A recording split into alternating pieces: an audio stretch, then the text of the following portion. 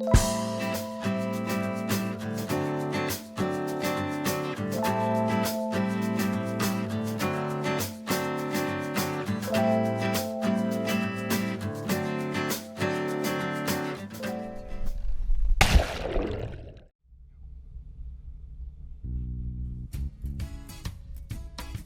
a few days of learning the basics of sailing with John on the smaller S80, we graduated to the Beneteau Oceanus 343, our home for the next 4 days. We take some time to get the feel of her as we depart Yacht Haven Marina.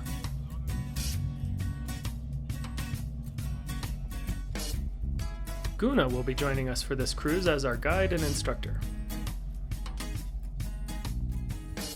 Here he gives us the overview of our 4 days in Phang Nga Bay as we plan the detailed route through the islands. This task involves lots of charts, math, and instruments. Clearly I'm in my element here and have some epic geek out time. Our route will take us up to Ko Hong, around the east coast of Ko Ya, and around its southern tip. And finally back to Yacht Haven.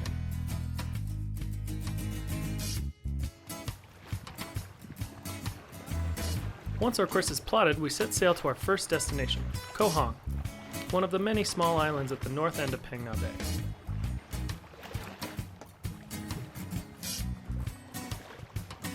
During this sail, we finally get our first taste of what this adventure of living on board a sailboat might be like.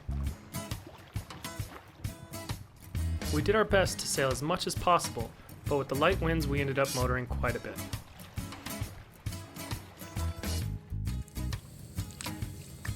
We arrive at Ko Hong and drop anchor just in time to see the last of the tour boats load up and head back to port.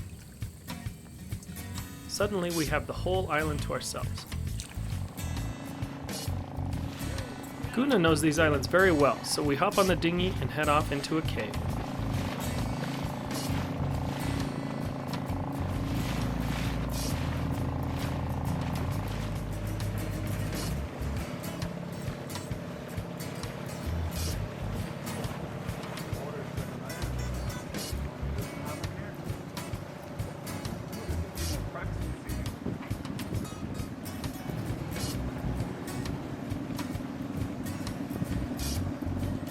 This is pretty incredible.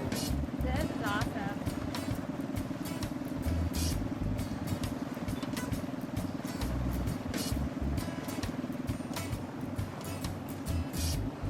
Oh wow.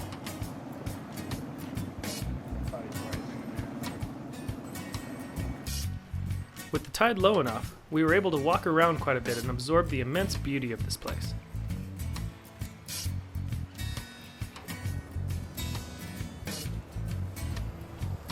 There were so many crabs and fish and birds flying around making incredible noises that we were having a hard time taking it all in.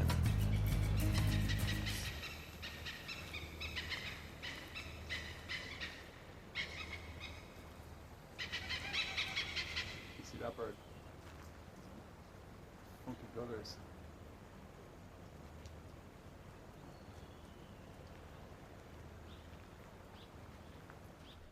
Before we knew it, the sun was setting and we had to get back through the cave.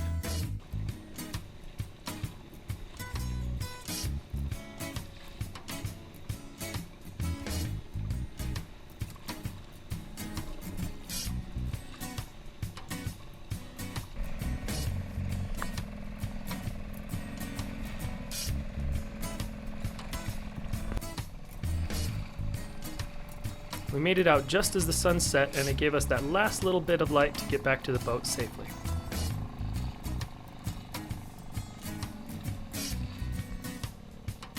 The next day we set sail again for a 4-hour trip down to Ko Ya. Guna's knowledge of the area came in handy again as he suggested a stop at Ko Roi for lunch, as this little island has another set of caves that we can explore. As we approach the caves, it's just past high tide so we can't get through. So we head back to the boat for lunch and swimming to cool off.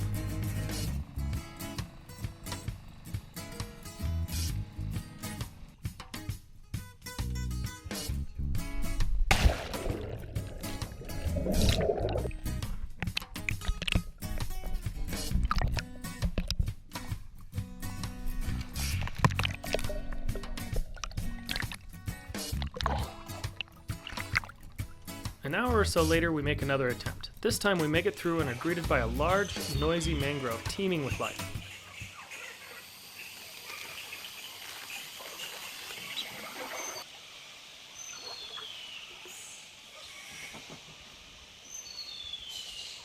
Crazy, huh? Yeah, this is amazing. How deep are we at? Curiosity. Wow. So pretty deep.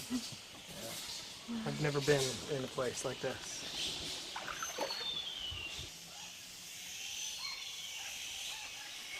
There's a colony of large bats that live in here, and we are lucky enough to catch a small glimpse of them. There they go. Oh! Crazy, huh? This would be There's those bats right above us. awesome. In a kayak.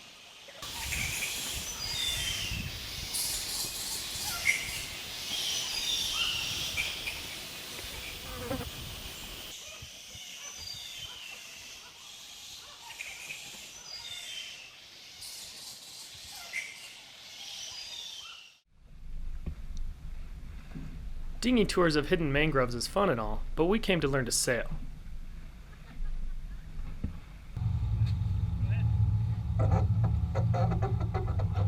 We took advantage of any wind we got to practice tacking, jibing, man overboard, and whatever else we could think of.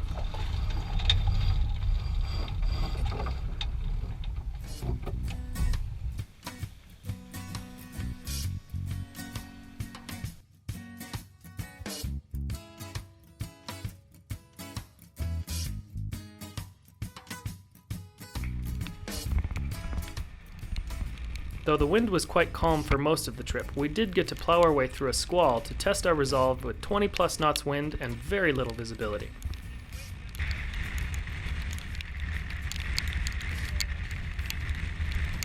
I want the blue skies.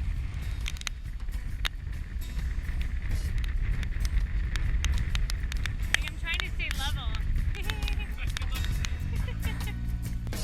Just step up and hold on to the mast. Shannon had to learn the hard work too, so she tackled the task of pulling down the mainsail by herself. It was a bit of a reach, but she just jumped up on the mast and took care of business like she had been doing it for years.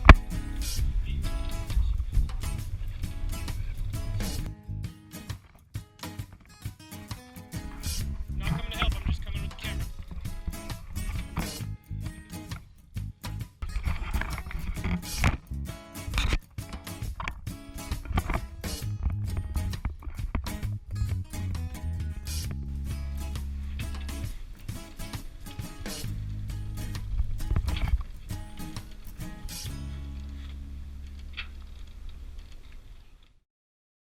On our next adventure,